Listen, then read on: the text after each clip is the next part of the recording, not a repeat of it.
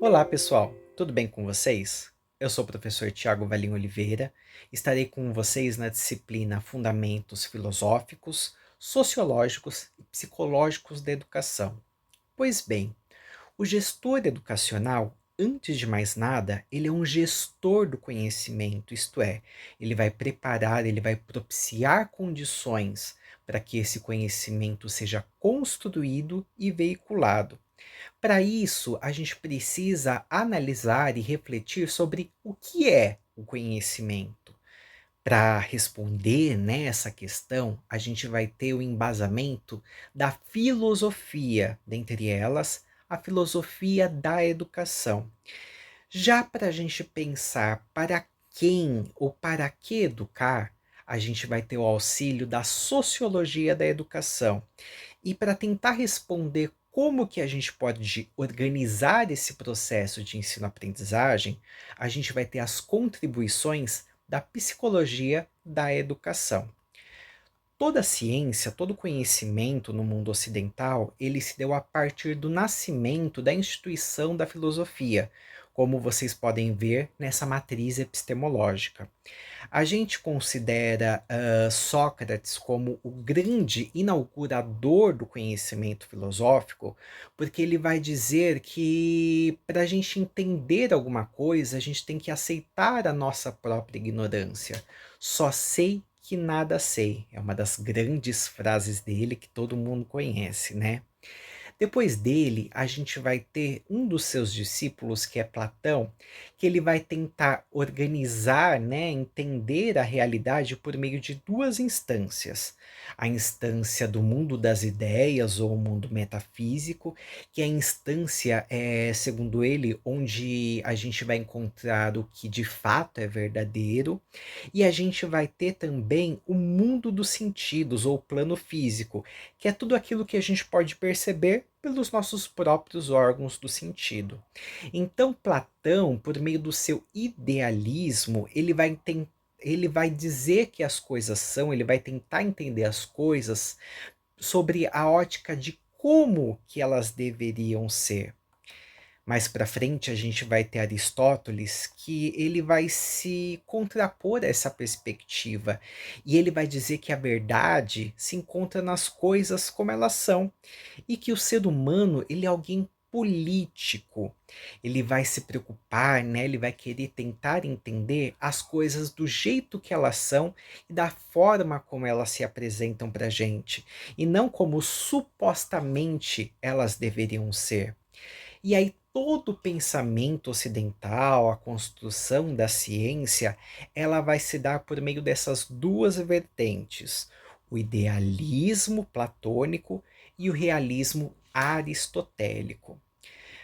Séculos mais para frente, né, a gente vai ter o surgimento da sociologia, que aí vai tentar entender como que o ser humano ele interage com o outro e vai construindo cultura. Então, inicialmente, a gente tem Emile Durkheim, né, que é um dos precursores da sociologia, e aí ele vai tentar analisar o indivíduo dentro da sua coletividade. Ele vai postular, dentre diversos aspectos, né, do seu fazer sociológico, sobre o fato social, que nada mais é do que a maneira como a gente pensa, age, sente, que foi gerado, foi construído por causa de interferências externas que foram impostas de uma forma meio que implícita, sem a gente perceber.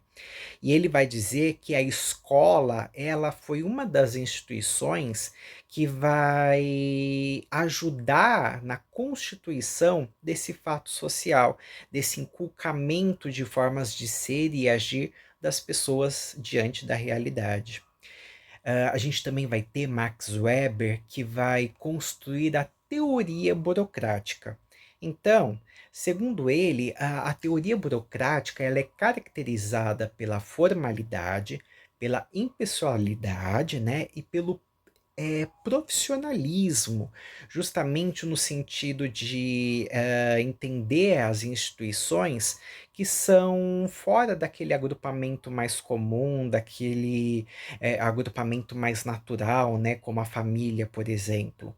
E aí, por meio da formalidade, impessoalidade, profissionalismo, ele vai tentar mostrar que, usando principalmente esse tripé, as instituições podem garantir a eficácia do seu processo, né, da sua funcionalidade. E ele vai dizer que as instituições burocráticas, como a escola é um grande exemplo, se caracterizam por conta da hierarquia da autoridade e por procedimentos padronizados, além da divisão do trabalho. É interessante a gente pensar sobre as contribuições do Max Weber, porque essas contribuições, mais para frente, vão dar embasamento para a gente pensar na administração pública. Temos também, na sociologia da educação, um nome que é muito falado sobre todos, né? É muito conhecido e muitas vezes debatido, que é o Karl Marx. Ele vai dizer que a escola ela tem uma função transformadora da realidade. Então, inicialmente, ele vai criticar as desigualdades causadas pelo capitalismo e ele vai dizer que a luta de classes, principalmente entre a classe dominante e a classe dominada, que vai ser o motor da história, que vai gerar os acontecimentos históricos ao longo do nosso processo de humanização. E ele vai dizer que a classe dominante, que é a burguesia, usa a educação como forma de manipular a classe dominada, o proletariado, né, os trabalhadores, a fim de perpetuar a sua ação, o seu poderio, né, o que ele vai chamar de alienação. Karl Marx vai dizer que a tarefa da educação é justamente mostrar para as pessoas como que esse processo ocorre, gerando uma consciência de classe.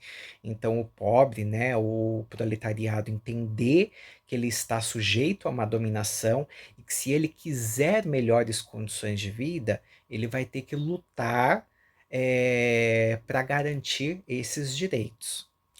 Agora, pessoal, pensando um pouquinho nas contribuições da psicologia da educação, a gente vai ter três nomes principais, que são bem conhecidos, né, para quem já fez uma licenciatura, que é Piaget, Vygotsky e Vallon. Piaget, ele vai dizer que a aprendizagem ela acontece por suscetíveis desequilíbrios que vão gerar assimilação e acomodação. Como assim, Tiago? Ele vai dizer que a gente se depara com um acontecimento novo, né, uma situação problema, que isso vai fazer com que o nosso organismo tente captar os dados da realidade e que, depois de captados, né, por meio dos órgãos do sentido, da visão, da audição, do tato, do paladar, essas informações vão ser organizadas e vão gerar uma acomodação, isto é quando o conhecimento ele foi de fato aprendido, quando a gente tem uma nova atitude, quando a gente tem uma mudança de perspectiva diante da realidade. Ele vai tentar entender também como que se dá esse desenvolvimento do ser humano. E ele vai falar dos estágios, né, do sensório motor, do pré-operatório, do operatório concreto, do operatório formal, sempre no sentido de onde o indivíduo tem menos autonomia, que é lá no sensório motor, até onde o indivíduo tem mais autonomia, tanto intelectual quanto motora, como acontece no pensamento operatório formal.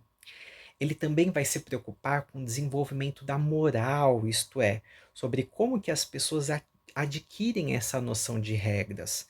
Ele vai dizer que primeiro as pessoas elas nascem num estado de anomia, sem noção de regra nenhuma, que isso dura por volta até os seus 4, 5 anos, e aí lá por volta dos 6 a 9 tem a fase da heteronomia, onde já entende essa regra, mas essa regra vem do outro, de outras pessoas.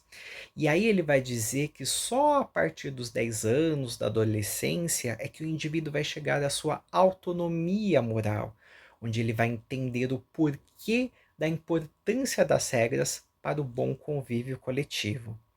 A gente também vai ter as contribuições de Vygotsky. Vygotsky nada mais vai falar que a aprendizagem ela acontece por meio da mediação entre o sujeito, o indivíduo, e a cultura, né, por meio dos diversos tipos de conhecimento. E ele vai dizer que essa mediação ocorre por meio da linguagem, que é por meio da linguagem que a gente aprende com o outro, que a gente troca experiências, conhecimentos. E aí, ao longo desse processo, a gente vai percorrer algumas zonas, que é a zona de desenvolvimento real, que é aquilo que eu já sei, a zona de desenvolvimento potencial, aquilo que eu posso aprender desde que me seja ensinado, e aí, entre a zona de desenvolvimento real e a potencial, eu vou ter a zona de desenvolvimento proximal, que vai fazer a ponte, que vai interligar aquilo que eu já sei com aquilo que eu posso aprender, desde que eu tenha as condições adequadas. Vamos também ter a contribuição de Henri Vallon. Ele vai dizer que a aprendizagem ela se dá por meio de interações, assim como o Vygotsky falava, só que essas interações elas são mediadas tanto por meio do movimento como por meio da afetividade. Ele vai dizer que para que a gente se achegue ao outro, a gente tem que ter tem que ter uma afetividade, a gente precisa ter um laço de envolvimento com essa pessoa. E quando a gente tem essa afetividade, a gente aprende melhor. Desta forma, ele vai dizer que tanto a afetividade como o movimento e inteligência são um processo que está imbrincado, interligado. Pois bem, pessoal, o que eu fiz aqui com vocês foi um simples recorte. Eu vou deixar o material disponibilizado para que vocês possam se aprofundar um pouquinho mais em tudo isso que eu procurei instigar por meio dessa breve aula. Qualquer dúvida, vocês podem procurar a gente. Não esqueçam de responder ao fórum e às atividades. Um grande abraço. Tchau, tchau.